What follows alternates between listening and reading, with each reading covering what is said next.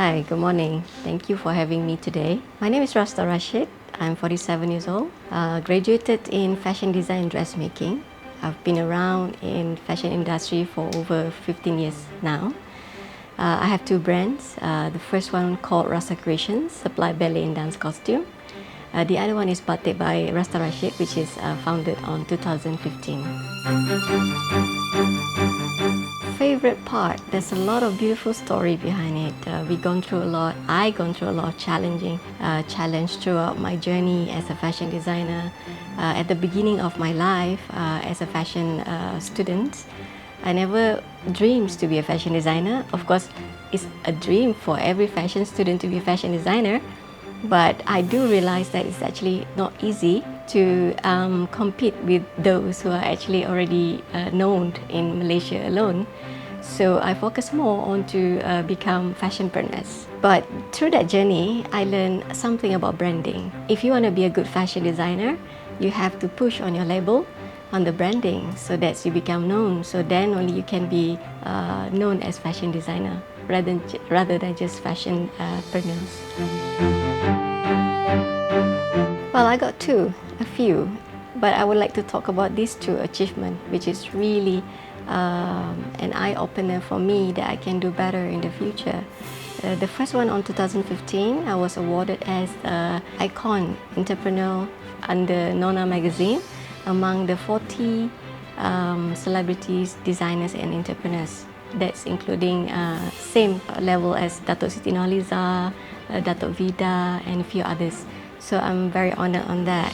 The second one is on 2019. I was awarded as the Most Promising Designer Award in Malaysia Fashion Week, and we had our debut at Miami Fashion Week on the end of that year as well. It's a long story. I try to make it short, okay? It was started as BDA, Bumiputra Designers Associations, on 2008, founded by Puan Mahani Awang. I joined BDA at 2012. At that time, I just a normal member. I get to know the movement of the associations, and I realized that's also another great platform to be in, because that they really polish you as a real fashion designer rather than just a fashionpreneurs.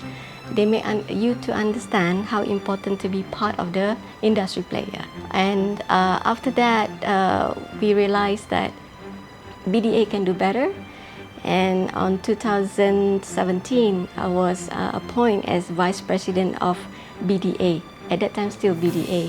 And when I was a Vice President for the association, I realized that there's a lot more we can do to give the opportunity to the non-Bumi. If you notice, the name is Bumiputra, right? But I want to give back to the society in whole. That means I wanted it called to be Malaysian Bumiputra Designers Associations, and that is how that today MBDA actually have non-Bumi as well.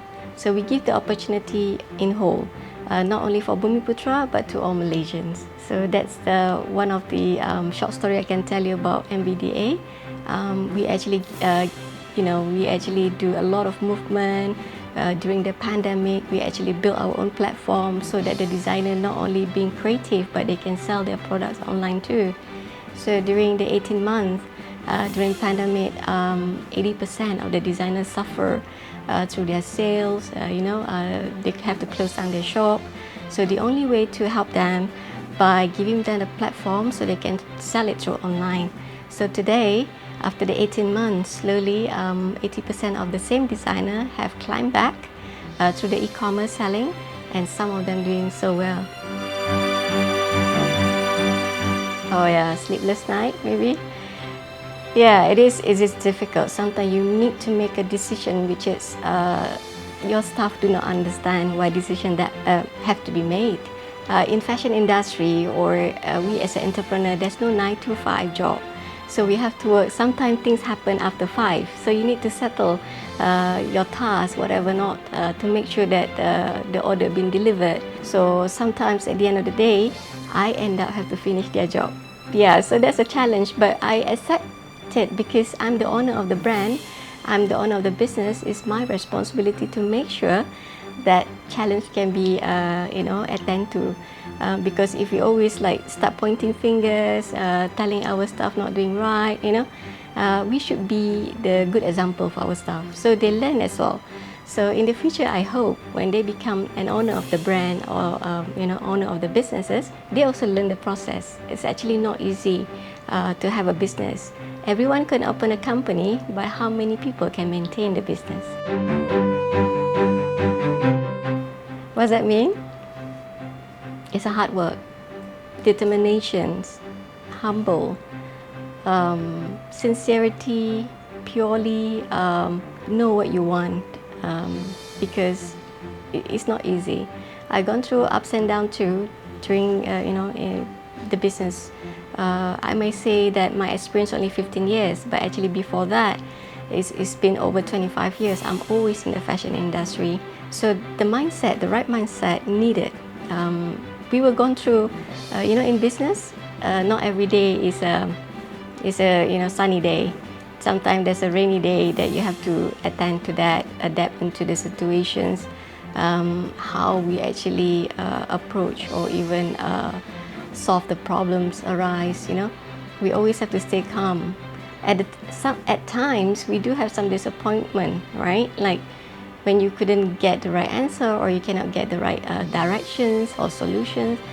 But always stay calm and try to think how we can actually help, at least, to ease some issue and challenging. So I think that's really helped. And support, morally support is very important. We're not talking about only money. Sometimes money actually gives you more problems, so the moral support is very important. Someone mix around with the right people, mix around with the right mindset people. These are the very important key in business. Wow, I don't know. To be honest with you, I work 24/7. That means I have no holiday except I will ask to take my off day, which is it's always by family request. They have to tell me in advance, 6 months. Hey, this year, end of the year, at this date and this date, we're gonna book a holiday for example somewhere. So they have to book in advance.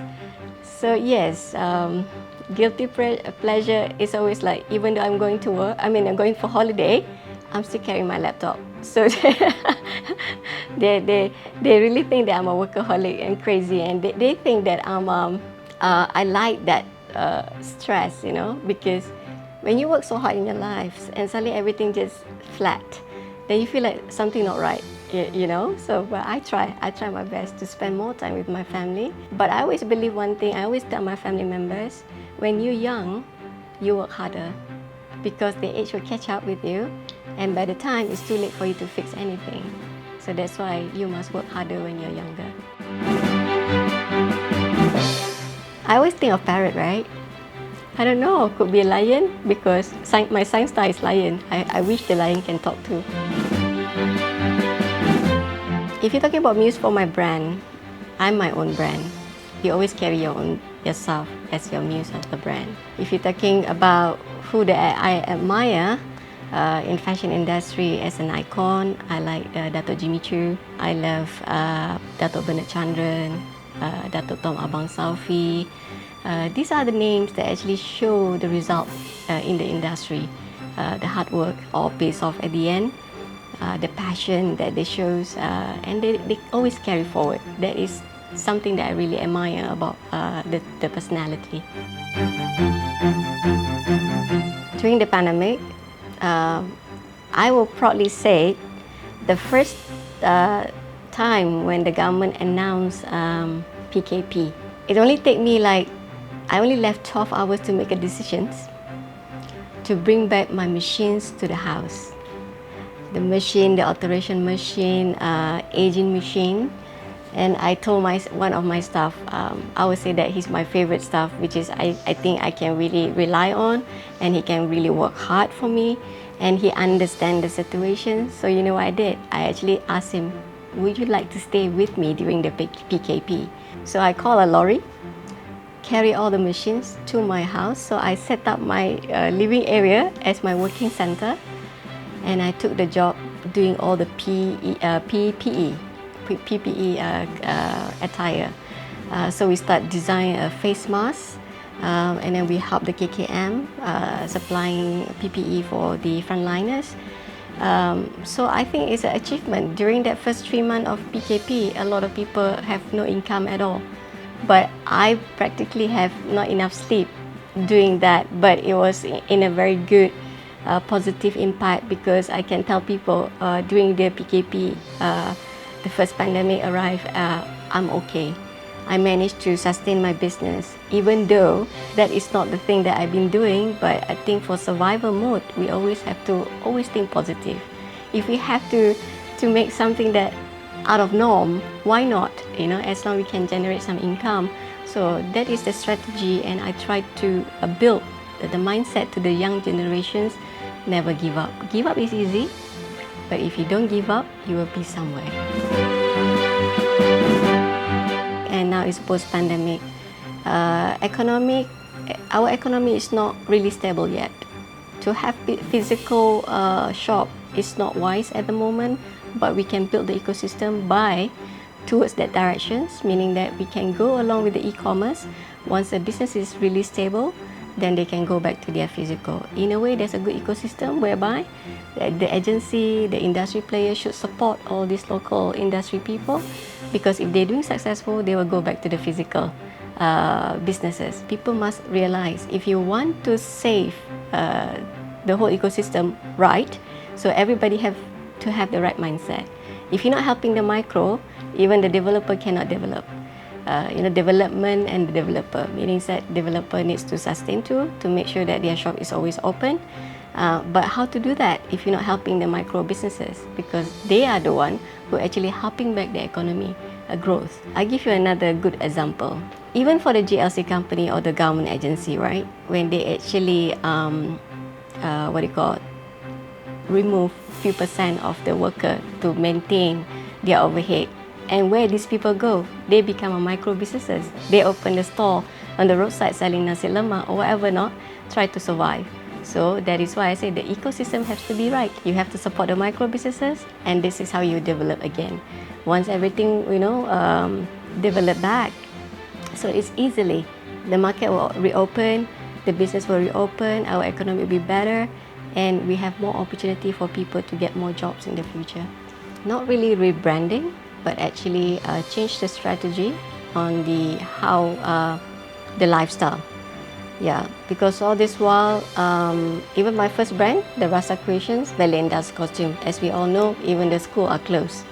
So they are stopped ordering for costume. So there you go, another business, you have to look on a different angle. But the exam class still on, so I focus on to the uniforms only, right? And then the second level for Batik by Rasta Rashid, I noticed there's no event, there's no showcase, there's no red carpet. Who want to wear a nice dress? The most they do TikTok, right? So I changed a little bit on the strategy, but still maintain into the idea of promoting the local batik and local product into the lifestyle mode. Mean that I make an activewear complete with a face mask. It's match.